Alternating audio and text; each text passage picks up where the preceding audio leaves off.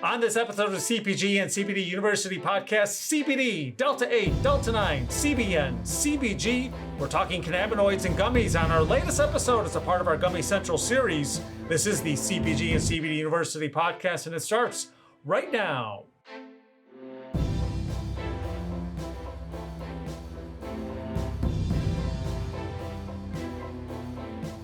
I'm Joe Augustinelli, host of the CPG and CBD University Podcast. Thanks for tuning in. Don't forget to hit that subscribe button wherever you get your podcasts.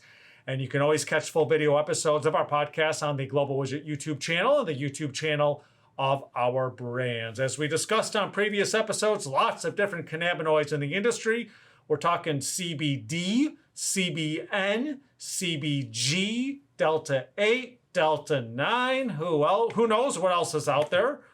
But I know a few people who have a good idea. Keeping up with all the news surrounding each one is a challenge, but imagine formulating that perfect gummy with all these different cannabinoids. So we called in the experts from Gummy Central. If you're watching on video, you know the man in the middle. He's been on past episodes, quality manager Nelson Rodriguez, but two members of our formulation and R&D team making their podcast debut is quality control chemist Eugene, Choi, and R&D specialist John Irizarry. Welcome, all three of you. Thank you, Joe. Thank you for having us. So first, I think I covered just about everything. CBD, CBN, CBG, Delta 8, Delta 9. Nelson, anything I missed? No, you covered basically, well, I don't want to say all of them because there's a bunch of other cannabinoids, but you covered mostly the more trending ones, or maybe the ones that you have a lot of experience, basically, dealing with formulation-wise and production. But Choi, do you want to add like other stuff you see in the chromatograms? I think it's worth mentioning both THC and CBC. THC, of course, is a derivative of Delta 8. So when we're working with Delta 8, it is worth mentioning THC. CBC, on the other hand, is a relatively new compound as far as cannabinoids goes. There's a lot of newer research on it for potential medical benefits, but it's not something that we're currently using now. But in the future, it does have a lot of potential. Joe, in the R&D lab, we work with all different types of cannabinoids. I mean, we work from all the way from full spec to isolate and broad spec. And as you know, like full spec retains all of the components of the contains the cannabinoids, the terpenes, and the flavonoids, and then you have all those therapeutic and psychoactive effects. And we also add a lot of different active ingredients to help create a quality product. And that we'll get more into. They're already, it's already like they've been on past episodes because I know exactly. It's amazing. We'll start off with how it all started first, though, CBD, and with our in-house brands. We've seen all types of products. But with gummies, is CBD the easiest to work with, John? It is fairly easy to work with. As I mentioned, you just take that CBD and take its benefits like relaxation and add other ingredients such as L-theanine, and then you make a synergistic effect into it and then create a product that is stronger and better. I agree. So, I mean, and he has a good point that with CBD is easier to work with. I mean, that, to be honest, that's kind of relative, right? For us, it's actually pretty easy because we're already experts in the field, right? We know how to deal with this compound in its isolate form.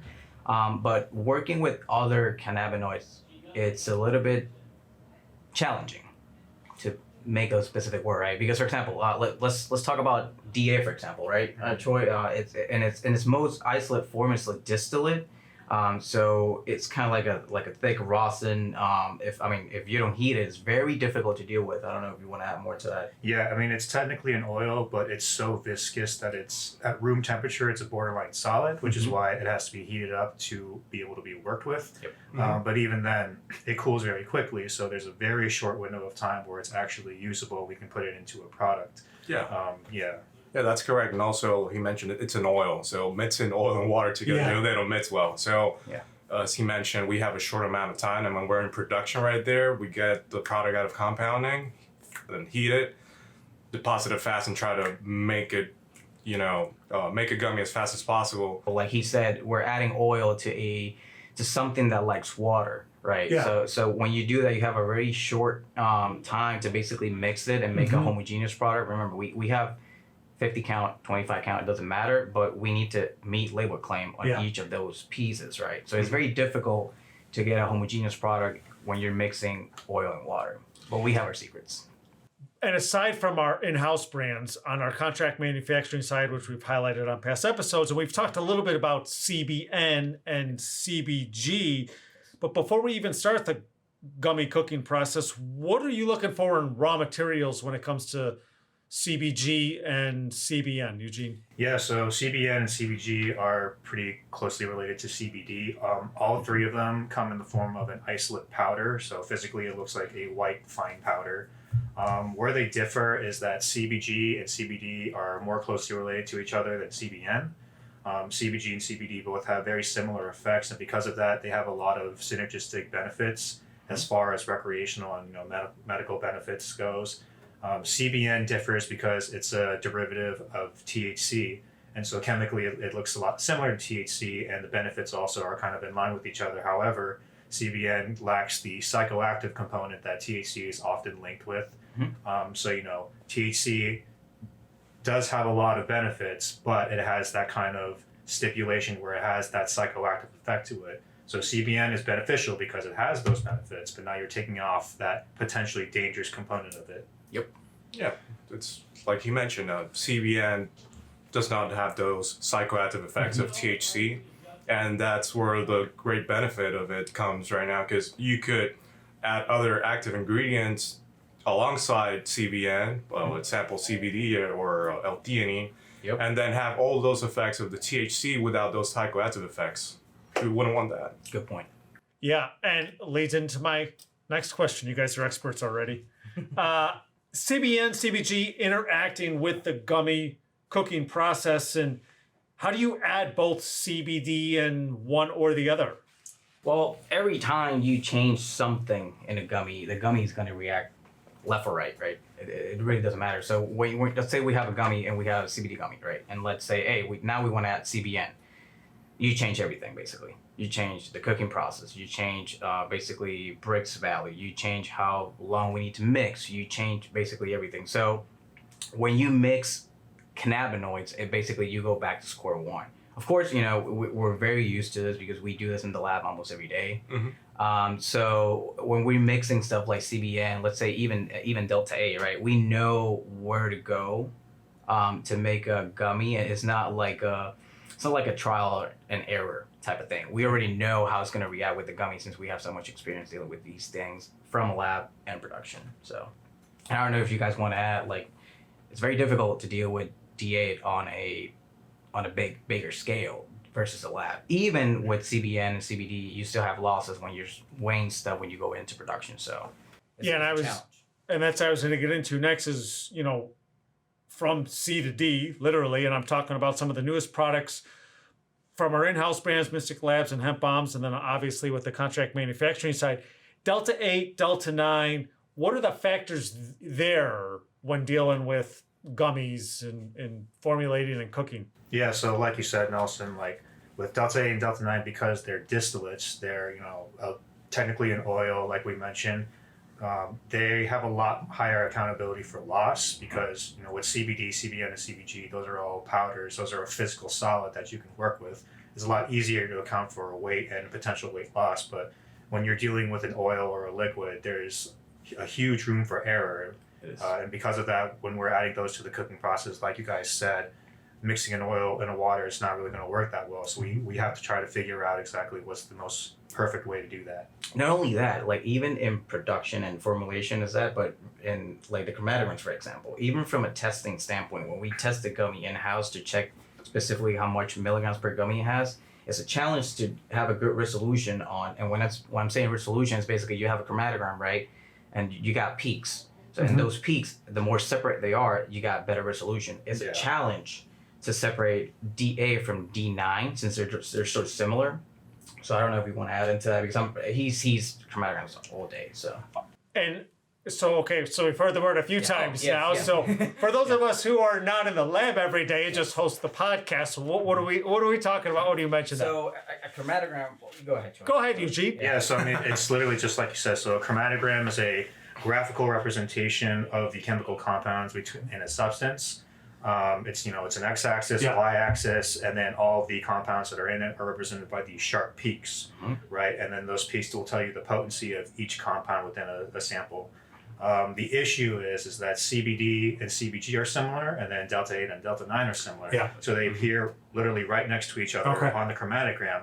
And when that happens, is that there's often a discrepancy between those two peaks. They're not fully separated, which is what we want, because if they're separated, we know exactly how much, what the potency is of each of those compounds. Exactly. So basically, a chromatogram is testing for identity. This is the compound that I have, and is testing for how much it has, depending on the weight.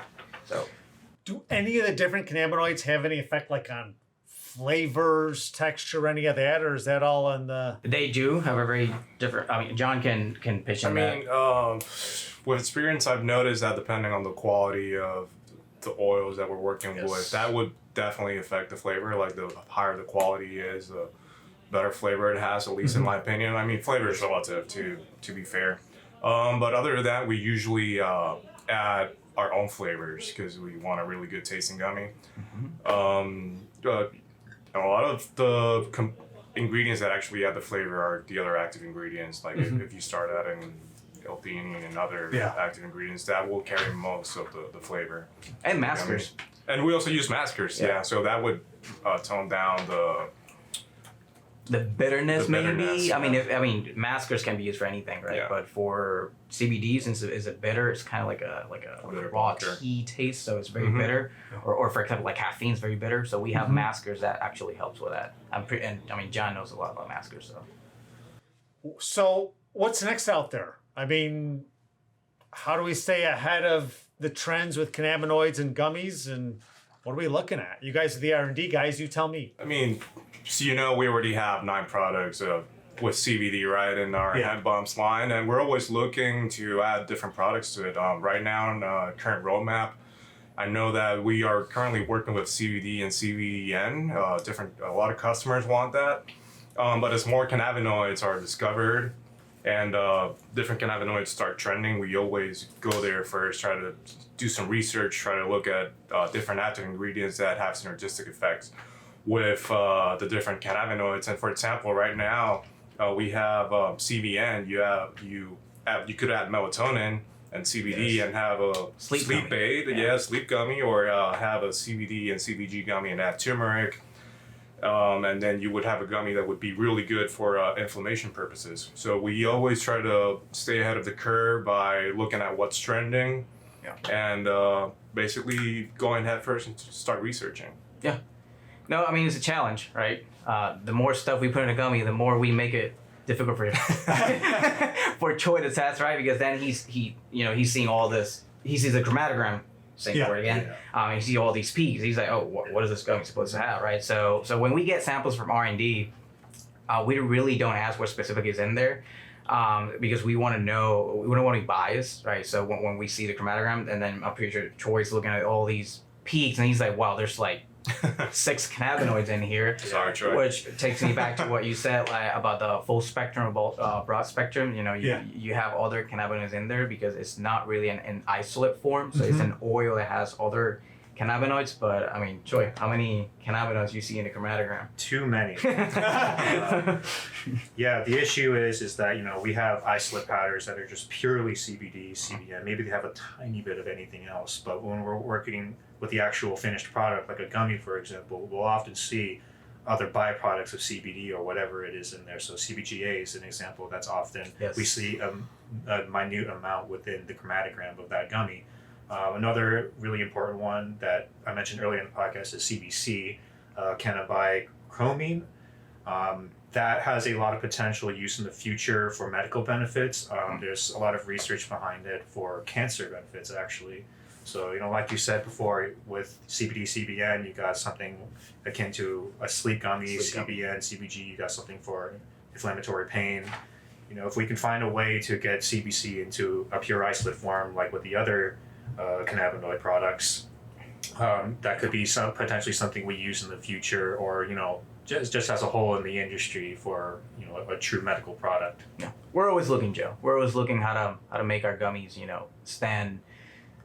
stand out, and not only that, like make a really quality product that we're proud of, right? So we're always looking to stay ahead from an R&D standpoint, from a quality standpoint, from a testing standpoint. So we're always looking, always. That's why we win awards, because of you guys. That's how it all starts. Yeah. So, Nelson, Eugene, John, great job. Lots of great information. Thanks, guys, for taking time to join me on this episode of the podcast. Thank you for having us, Joe. And don't forget, you can go behind the scenes of Gummy Central at gwgummies.com and on the Global Widget YouTube channel. Lots of great videos and information out there to go behind the scenes of Gummy Central, learn more about the formulation, the R&D, quality, and everything that goes into making award-winning gummies on a daily basis. And don't forget to hit that subscribe button wherever you get your podcasts to get notifications of new episodes of the CPG and CBD University podcast each week. You can also catch full video episodes on the Global Widget YouTube channel and the YouTube channels of our brands. I'm Joe Augustinelli, host of the CPG and CBD University podcast. Thanks for tuning in. These statements have not been evaluated by the Food and Drug Administration. CBD products are not intended to treat, cure, or prevent any disease or condition. Always consult your personal physician about CBD and using CBD products. CBD should never be used by anyone under the age of 18. This podcast is not intended to provide legal advice regarding the legal status of CBD and CBD products.